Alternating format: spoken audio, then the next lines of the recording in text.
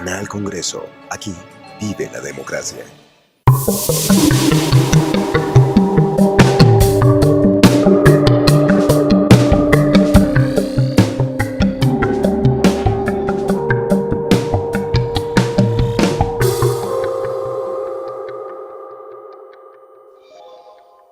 Seguimos con la metodología ya anunciada. Continúa el director de Planeación Nacional y seguidamente pues las intervenciones de cada uno de los senadores inscritos. Tiene la palabra por 20 minutos y se necesita los 5 minutos adicionales al doctor Luis Alberto Rodríguez, director de Planeación Nacional. Presidente, muchísimas gracias por la invitación y un saludo muy especial a todos los miembros de la plenaria del Senado de la República de Colombia. Un saludo muy especial al colega del Ministerio de Trabajo, el doctor Ángel Custodio.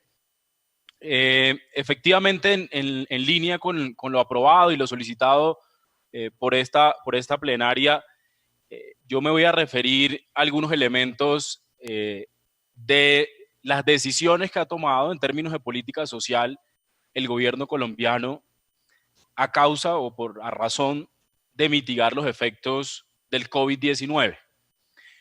Yo voy a usar los 20 minutos en su mayoría para el programa Ingreso Solidario, que es una de las apuestas sin lugar a dudas más innovadoras, pero además más necesarias en estos momentos de pandemia, y ya explico por qué. Pero antes de entrar al programa Ingreso Solidario, quisiera hacer un comentario de política social en general. El ministro de Trabajo mencionaba los esfuerzos que se han hecho asociados básicamente al poder llegar a esa población que es la más vulnerable y la de mayor situación de riesgo, que son los adultos mayores, los mayores de 70 años. Y contaba también que, por ejemplo, se han hecho esfuerzos por no solo sumar giros, sino tener un giro adicional para el programa Colombia Mayor, y contaba detalles de eso. Pero no es el único esfuerzo que hemos hecho en ese sentido. También hicimos un esfuerzo básicamente para poder incrementar el nivel de ingreso que tienen los hogares más vulnerables en Colombia. ¿Qué significa eso en términos puntuales? Colombia tiene una política social construida más o menos hace 20 años, de 1999 para ser más exactos, que arrancó con Familias en Acción, que tuvo programas como Jóvenes en Acción, que tuvo programas como Colombia Mayor. Y aquí en la pantalla comparto lo que hemos hecho asociado a eso, básicamente un giro extraordinario de Colombia Mayor a cerca de 1.700.000 adultos mayores, un giro extraordinario de Familias en Acción y de Jóvenes en Acción. Pusimos en marcha de forma acelerada y mucho más rápido de lo que estaba planeado el programa de devolución del IVA, y hay un reconocimiento a esta plenaria porque fue gracias precisamente a las aprobaciones de leyes que se han hecho en el seno de esta plenaria, por ejemplo, el Plan Nacional de Desarrollo, luego la Ley de Crecimiento y Empleo en diciembre del 2019, que pudimos implementar rápidamente el programa de devolución del IVA, que al dato de ayer, de domingo, estábamos en 820.000 hogares que ya han recibido la transferencia de 75.000 pesos y que llegaremos en los próximos días a 1 millón de hogares. Ese programa no va a entrar en detalles, pero busca básicamente corregir la injusticia de cobrarle exactamente la misma tarifa de IVA a hogares de mayores ingresos y hogares de menores ingresos, algunos incluso que simplemente viven con una transferencia de Familias en Acción, y se le quitaba en promedio más o menos cada 2 meses 75.000 pesos, es decir, cerca de 38.000 pesos cada mes por el 5% del café, por el 5% del chocolate, por el 5% de otros productos, el 19%, por ejemplo, de prendas de vestir de un hogar vulnerable que le compraba el uniforme al hijo, pagaba un IVA, lo paga, y precisamente para corregir esa injusticia fue que se creó el mecanismo de la devolución del IVA. Pero voy a pasar al de ingreso solidario, que es el que he recibido digamos, más solicitudes de parte de muchos de ustedes de manera informal, algunos de manera formal. Se han hecho muchas preguntas alrededor de esto y voy a dedicarme a eso los minutos que me quedan. Entonces, básicamente voy a dividir la presentación en tres partes. Una breve clarificación de qué es exactamente ingreso solidario. Segundo, voy a ir sobre algunos mitos que son absolutamente no solo explicables, sino que tienen sentido que se puedan crear porque es un programa absolutamente nuevo. Y tercero, algunas reflexiones también sobre afirmaciones que se hacen sobre la política de focalización y la política social que tiene el Estado colombiano, porque debo insistir que ha sido una política de Estado colombiano que nosotros hemos decidido reforzar, pero ha sido una política incluso de Estado. Entonces, voy con lo primero, que es ingreso solidario. Ingreso solidario, básicamente, como les decía, el presidente de la República tomó la decisión de incrementar un giro extraordinario en todas las plataformas sociales que teníamos. Colombia Mayor, Jóvenes en Acción, Familias en Acción, todas las plataformas que teníamos. Pero, y ustedes, muchos de ustedes incluso lo dijeron en varias ocasiones, hay una gran parte de la población que antes de la pandemia no estaba en situación de pobreza extrema, es decir, no califica para Familias en Acción o cosas por el estilo, pero por la pandemia cae en una situación muy compleja. Y eso lo habíamos discutido en muchas ocasiones en el plan de desarrollo con ustedes.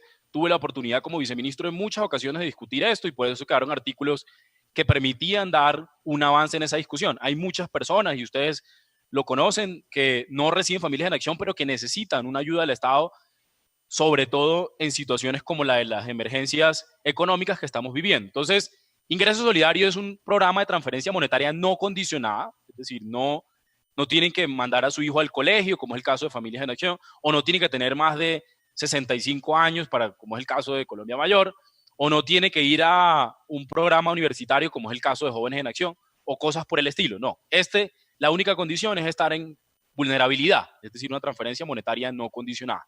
¿A quién va dirigido? Precisamente a cerca de 3 millones de hogares colombianos, estamos hablando de casi 10 millones de colombianos, si lo multiplica uno por el 3.7 en promedio que tienen los hogares en Colombia, que no están en los programas anteriores.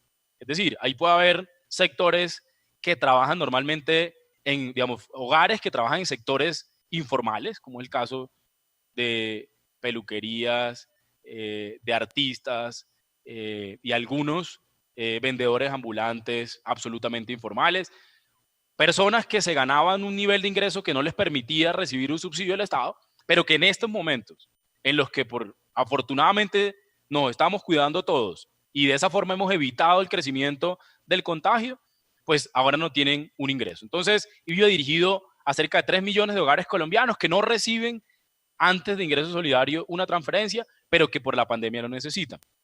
¿De cuánto es la transferencia? La transferencia es de 240.000 pesos durante la cuarentena y básicamente lo dividimos en dos pagos, uno de 160.000 y otro de 80.000. El primer pago es el que ha arrancado y esperamos efectivamente completar los dos giros muy pronto. Ya eso tiene una reserva presupuestal, los recursos salen del FOME para llegarle a esos hogares. ¿De dónde sale el número? El número sale básicamente de la línea de indigencia, del número más mínimo de recursos que necesita una unidad familiar en Colombia para tener un nivel de ingreso. Por supuesto, eso varía de ciudad a ciudad. Hicimos de alguna manera un supuesto alrededor de un valor que sirviera de referencia para todas las ciudades, si no sería muy complicado, digamos, llegar al cálculo ciudad por ciudad y cosas por el estilo. ¿Por qué se tiene ingreso solidario? Pues básicamente porque necesitamos una solución inmediata a la ausencia de recursos de unos hogares que normalmente no necesitan o no califican o los recursos no alcanzan en la política social, pero que ahorita era muy importante. Y paso a lo siguiente precisamente. Esto es una gráfica referente a la crisis de 1999. Hace parte de la encuesta de calidad de vida del 2003, que se tomó de acuerdo a quintiles de ingresos después de la crisis del 99. Recordarán, en 1999 una crisis económica profunda en Colombia, de las más fuertes que ha tenido Colombia en los últimos 100 años, 200 años, de hecho, desde la República, las caídas de PIB más grandes, una es la de 1999, y uno encuentra que esos hogares que vivieron en la época de la crisis, por la crisis económica, tuvieron que disminuir, el 50% de los hogares tuvieron que disminuir el gasto en alimentos. El 45% de los hogares tuvo que endeudarse. El 43% tuvo que disminuir otro tipo de gastos como el vestuario. Y el resto son números que reflejan que efectivamente los hogares vulnerables sufren, así no estén en programas sociales en ese momento, en el momento que llega el choque, sí lo necesitan. En Colombia nació precisamente Familias en Acción en 1999. Esta gráfica lo muestra. En 1999, hace 19 años, fue cuando arrancó el diseño. Fue en el 2001 cuando se hicieron las primeras inscripciones de Familias en Acción. Arrancó de hecho con 100.000 y rápidamente se fue hasta 300.000 familias. Pero pasaron 7 años para que pudiéramos llegar a 700.000 familias. Y pasaron más de 10 años para que pudiéramos llegar a los 2.600.000 hogares que actualmente tiene Familias en Acción. Es decir, más o menos al Estado colombiano, a la sociedad colombiana, le tomó 2 décadas llegar a 2.6 millones de familias. El último, por ejemplo, eso se hacía en inscripciones, se hacen inscripciones, de hecho, en Familias en Acción, usando el Sisbén y se depura y se hacen trabajos de eso. El costo de inscripción usualmente, es decir, lo que le vale a la sociedad colombiana y le costaba en promedio anual actualizar esos datos, era cercano a los 35.000 millones de pesos. ¿Por qué? Porque seguramente muchos recuerdan, tocaba hacer barridos, tocaba llenar estadios, de hecho, para hacer con las alcaldías. En ocasiones habían incluso problemas públicos y tocaba llevar fuerza pública porque había desbordado la capacidad que tenía el Estado, como pasó en algunos años, en 2012 y en 2013, para poder inscribir a todas las personas que llegaban. Eso tenía un costo más o menos 35.000 pesos, 35.000 millones de pesos, poder hacer esos operativos. A ponerlo solo a manera de comparación, ¿qué nos tocó hacer a nosotros? Pues, Ingreso Solidario, por supuesto, no teníamos 19 años. Si nos tomáramos 19 años para llegar a las poblaciones vulnerables que lo necesitan en estos momentos, pues obviamente sería un crimen contra esas familias tomarse tanto tiempo. Es por eso que el presidente de la República nos pidió diseñar un programa lo más rápido posible que permitiera ampliar la cobertura de los programas sociales en Colombia. Es decir, ya le llegábamos a 2.600.000 hogares de Familias en Acción, le llegamos a 1.700.000 de Colombia Mayor, poco más de 200.000 de Jóvenes en Acción, pero había muchos colombianos, hay hoy todavía muchos colombianos que necesitan la mano del Estado colombiano, del gobierno nacional y de la sociedad colombiana. Es por eso que diseñamos Ingreso Solidario. ¿Cuánto nos tomó? A manera de comparación, lo que normalmente nos tomó 19 años, esto nos tomó 2 semanas y 4 días. Ingreso Solidario arrancó el 4 de abril del 2020 con el decreto 518, digamos formalmente. Tomamos unos días para hacer un trabajo. El 7 de abril, o sea, poco menos de 2 semanas después, ya habíamos hecho 1 millón de pagos. Es decir, 1.100.000 hogares que no estaban en ningún programa ya habían recibido ese recurso. Tenemos planeado llegar a final de este mes a los 3 millones de hogares que efectivamente no tenían ningún ingreso del Estado, ninguna transferencia del Estado. Y eso lo haremos a través de las fases que ya les cuento. Precisamente esto es simplemente un ejemplo de lo que hacía el Estado colombiano. Es una foto del 2012, si no estoy mal. Pero este tipo de ejercicios eran los que se hacían en Familias en Acción para poder inscribir a las personas. Por supuesto, en pandemia, esto es imposible, ¿no? Eso no tiene ninguna posibilidad, sería una irresponsabilidad incluso imaginárselo. Es por eso que todo debía hacerse con base en la información existente. Es decir, no podíamos ponernos a reunirnos, hacer convocatoria en los más de 1.000 municipios en Colombia, a preguntarle a cada uno de los hogares, venga, ¿quién no está en Familias en Acción, Colombia Mayor, Jóvenes en Acción? Y no tiene ningún, y efectivamente no recibe, pero necesita ahorita en la pandemia. Eso habría sido impensable, por supuesto no lo hicimos, y eso vale la pena resaltarlo. Todo teníamos que hacerlo con la información existente, con las bases de datos existentes. Entonces, me voy precisamente a ese detalle. ¿Cómo fueron las etapas del proceso de pago de ingreso solidario? Básicamente lo dividimos en 2. Una que ya lo cumplimos, como lo decía hace un segundo, una primera etapa que iba entre el 7 y el 10 de abril, giros a 1.100.000 hogares de 23 entidades financieras, abonos en cuenta beneficiario, es decir, la primera etapa, la característica y una de las razones que tuvimos rapidez fue precisamente porque eran hogares bancarizados, ¿sí? Es decir, eran hogares que tenían una cuenta bancaria, en algunas ocasiones de repente inactiva y podía activarse rápidamente, o tenían una cuenta que efectivamente sí estaban usando porque estuvieron empleados recientemente o cosas por el estilo. Entonces era relativamente fácil o digamos menos demandante en términos de información. Eso ya lo terminamos, ya lo hicimos, tenemos reporte de las entidades financieras, pero el proceso en el que estamos en estos momentos y esperamos a partir del 22 de abril, es decir, el miércoles, empezar a hacer los giros, es los hogares que no están bancarizados. Es decir, hogares que viven en municipios en los que la bancarización no ha incrementado y que por lo tanto no tienen una cuenta bancaria, ni una cuenta de ahorros, ni nada por el estilo. Esos hogares necesitan una llegada diferente. Es por eso que nos tomó un tiempo entre el 7 y 10 de abril y el 22 de abril. Este tiempo que ha pasado lo hemos usado efectivamente para bancarizar, entre comillas, porque lo que se hace en realidad es digitalización, sobre todo de las actividades financieras. ¿A qué me refiero? No es abrirle una cuenta bancaria a los otros cerca de 1.8 millones de hogares que no tienen una cuenta bancaria. No es eso.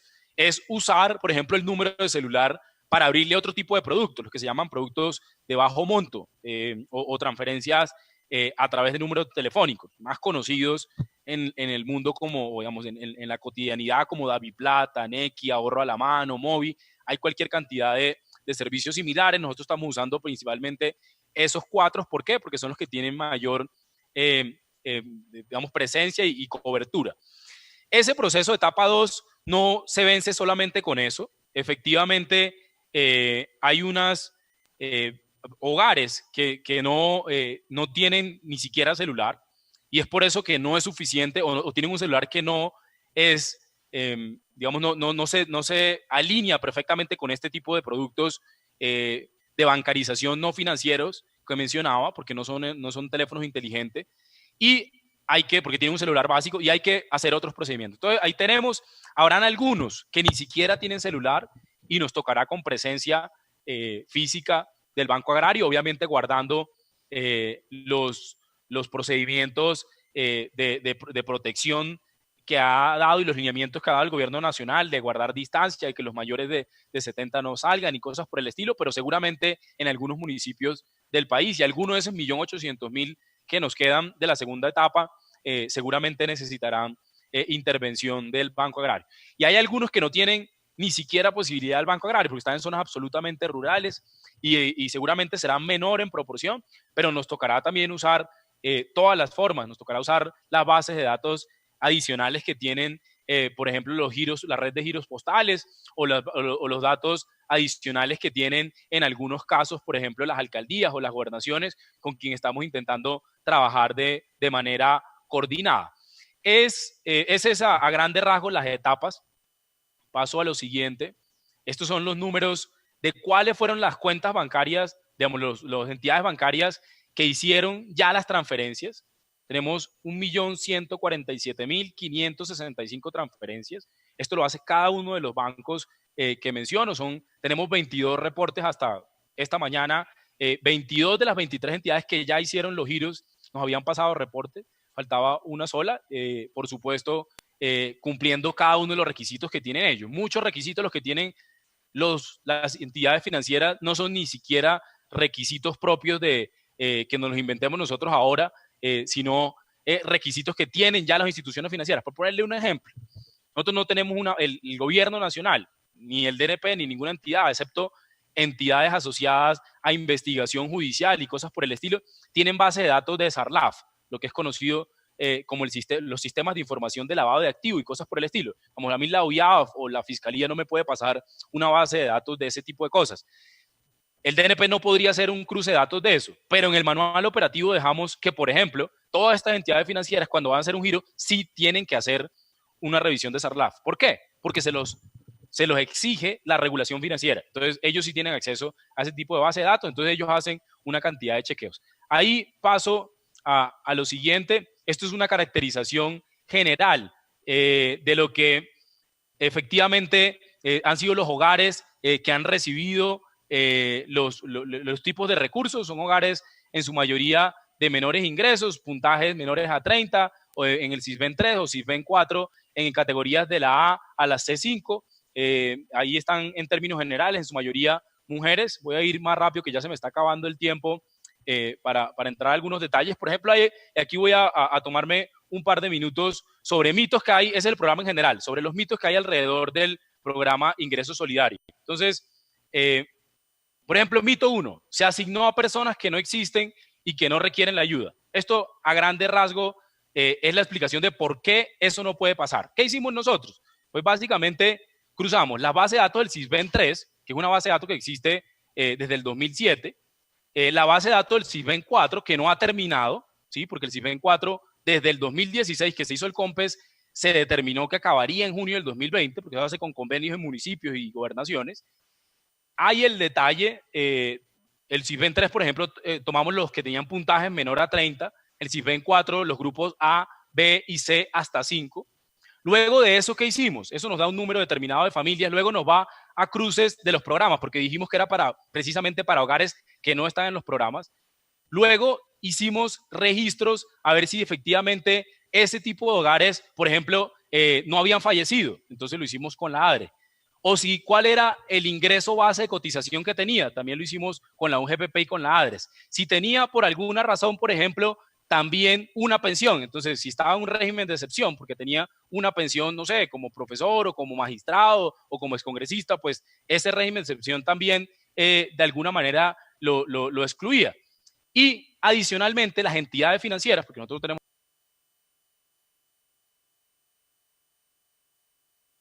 Doctor Luis Alberto Rodríguez, director del DNP, pues continúe con el uso de la palabra por 5 minutos si lo amerita, si lo desea. Señor presidente, muchas gracias. Me tomo un par de minutos más. Entonces les decía que la última fase de depuración era, por ejemplo, si después de hacer uno todos estos cruces, la cuenta bancaria al que le iban a hacer la transferencia tenía un saldo superior a 5 millones de pesos, el banco lo excluía. Es decir, no había posibilidad de que recibiera 160.000 pesos alguien que tuviera más de 5 millones de pesos de saldo en la cuenta que se le iba a hacer. ¿Por qué efectivamente puede que existan inconsistencias en algunos registros? Porque estamos cruzando todas las fuentes de información.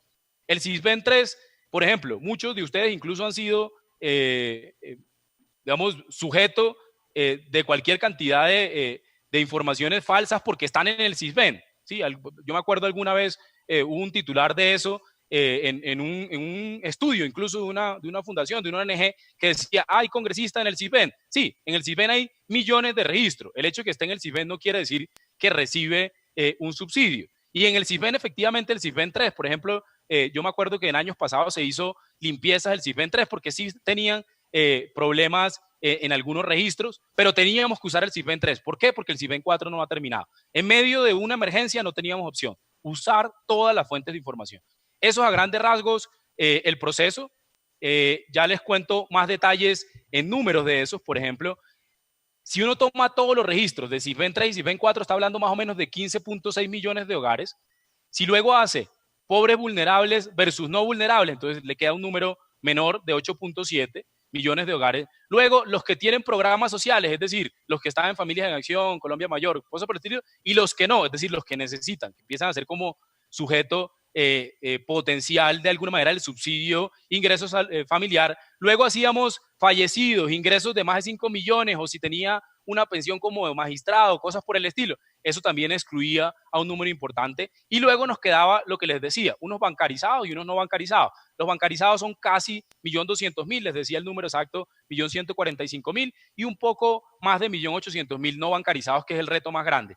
Luego de que teníamos esos bancarizados, adicionalmente, el sector financiero tiene la obligación con la base de datos de Data Crédito, y ellos, por ejemplo, tienen convenios con la registraduría para identificar nuevamente si estaban fallecidos y si por alguna razón se había uno que había cambiado el registro recientemente, o si se nos había ido alguien que cumplía todos estos requisitos y que adicionalmente tenía 5 millones de pesos en efectivo porque es absolutamente informal y por lo tanto 160.000, digamos, no hacían la diferencia. Efectivamente, ellos hacían ese tipo de detalle y eso quedó en 1.147.000, como lo mencionaba. Eso es, a grandes rasgos, estamos convencidos de que efectivamente llegó a la población que lo necesitaba y estoy seguro que hay incluso algunos hogares adicionales más allá de los 3 millones que todavía lo necesitan. Paso a la siguiente rápidamente. Esos hogares tienen unas características de pobreza, por ejemplo, los hogares que son sujetos de ingreso solidario en promedio, si uno saca la característica de ellos, tienen un ingreso muy por debajo de los no elegibles para ingreso solidario, tienen menores años de escolaridad, tienen mayores tasas de informalidad, eso tiene sentido. La siguiente, tiene sentido que son más informales que el promedio de toda la base. Un segundo mito, no hay información de calidad. El Sisbén 3 efectivamente tiene espacio para mejorar, es por eso que hace 2 años se está haciendo el Sisbén 4, pero no se ha terminado y no teníamos opción. Por la emergencia teníamos que usar todas las fuentes de información. Entonces, yo creo que eso es no solo lo deseable, sino lo responsable, usar toda la fuente de información que teníamos, incluida la del Sisbén 3, que por supuesto no solo tiene algunas fallas porque se hacían a papel los registros, a diferencia del Sisbén 4, sino que adicionalmente tenía algún tipo de desactualización. Siguiente. Mito 3, se perdieron los recursos. Eso es falso. No hay ninguna posibilidad que un hogar que, por ejemplo, tuviera, supongamos que un registro está mal en el Sisbén.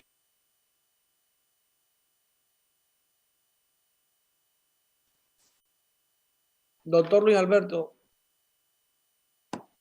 Aló. Sonido al director del DNP. Tiene 2 minutos más. Gracias, presidente. Por favor. Decía, el mito 3, se perdieron los recursos. Eso es falso, precisamente por el trámite que les explicaba. Si por alguna razón en el Sisbén 3 existiera un registro mal, como efectivamente los hay dentro de los 3 millones de hogares, es factible que eso exista, ¿sí? O que se haya desactualizado. Alguien que consiguió trabajo, por ejemplo, en enero, y le hicieron la encuesta del Sisbén en diciembre. Eso puede pasar.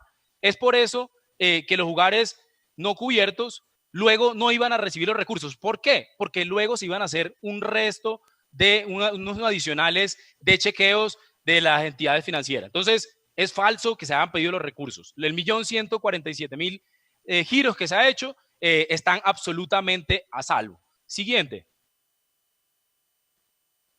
Posibles errores que había, por ejemplo. Hay errores efectivamente que existen, pero que no significan giros. Documento que existe, pero no está vigente. Es decir, por ejemplo, alguien que lo metieron, lo procesaron y entró preso, digamos, entró en situación a la cárcel porque cometió algún delito y llevó un proceso. Eso lo lleva a una pérdida de derechos efectivamente políticos, no puede votar, y luego de eso lo declara el registro del Registro Nacional de Identificación, de la registraduría, lo reporta como documento que existe pero no está vigente. O documentos repetidos. Mire, en el Sisbén 3 existe, que llegan a un hogar, no están todos los números de cédulas, en algunos hogares, sobre todo zonas rurales, indígenas, puede que no tenga el número de cédulas y los encuestadores no podían no registrarlo, entonces le ponían 333 o cosas por el estilo. Documento inexistente, también es posible, pero todos y cada uno de esos, lo importante es, bajo ninguna circunstancia, una entidad financiera puede hacer un giro a eso, porque empezando no tendría una cuenta bancaria. Entonces, posibles errores en la base de datos del Sisbén 3, por ejemplo, no significa. Rápidamente voy a pasar por esto. Mire, si usted revisa lo que pasó en redes sociales, gran parte de los retweets de cédula no vigente, 20.000 que nunca van a recibir giros, efectivamente se discutió mucho de ellos. Cédulas repetidas, ninguno de ellos puede recibir recursos, pero efectivamente puede que en la base de datos haya algún tipo de inconsistencia de eso. Incluso hay 832 que fueron montajes. Solo para poner algunos ejemplos de esto, por ejemplo, esto es cédula no vigente.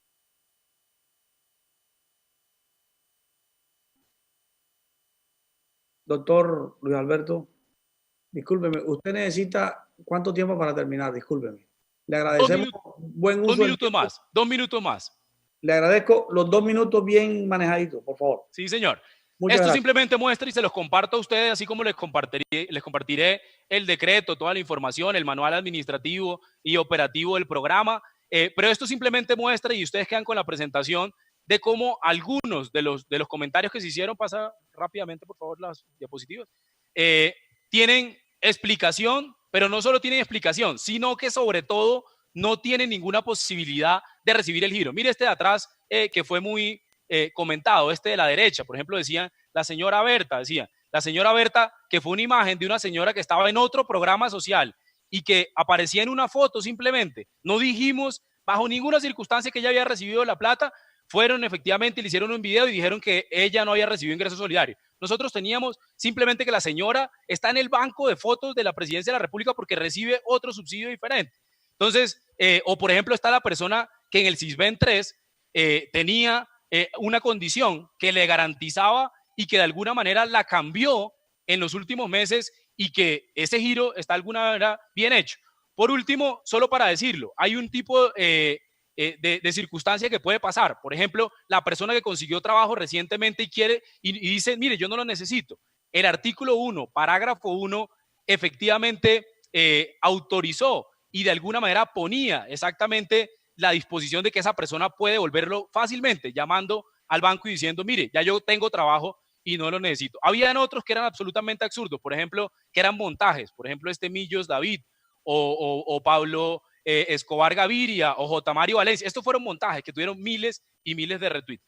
Esto en términos generales, la presentación que nosotros teníamos. Estaba también, que por ejemplo había una persona que lo puso, miles de retweets, estaba haciéndole retweet a una página web falsa, gov.blogspot, que no es una página de nosotros, y le estaba robando seguramente los datos a la persona. Eso en términos generales lo que yo tenía para contar. Por supuesto, estaré a disposición de cualquier pregunta en esta sesión o en el futuro. Yo creo que este instrumento, así como Familias en Acción en 1999 se creó, y se creó para crearse, incluso para aumentarse en el futuro. Yo no tengo la menor duda que así será con este programa.